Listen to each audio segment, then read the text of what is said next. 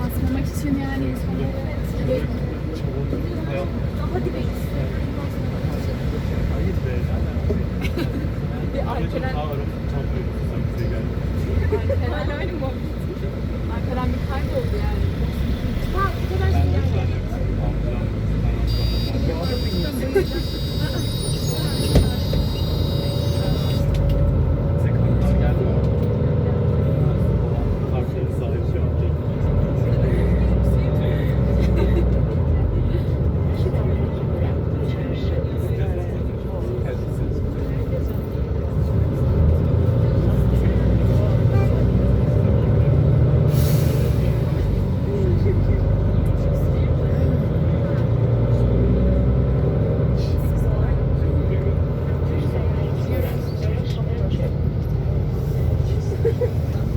Abi sonucu nasıl tutmuş oluyor? Ben bunu merak ettim. Arkaya.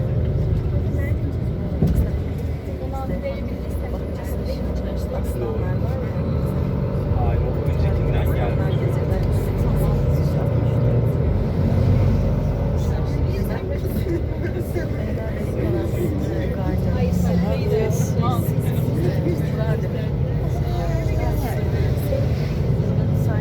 Her böyle şey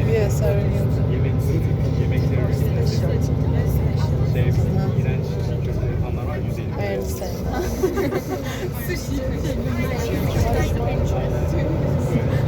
Japon'da anasını satıyor.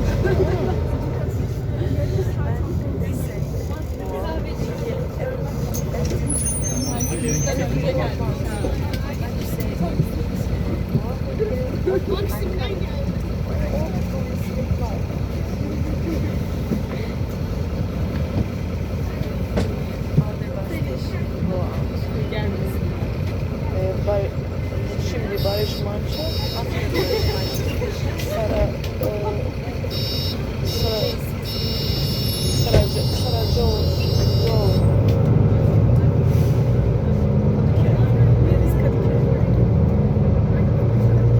Barış Manço.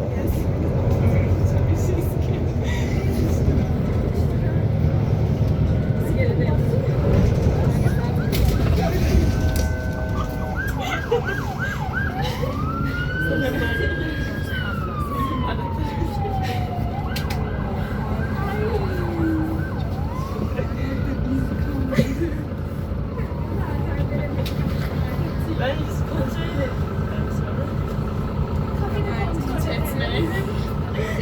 Moralim bozulmasını istiyorum.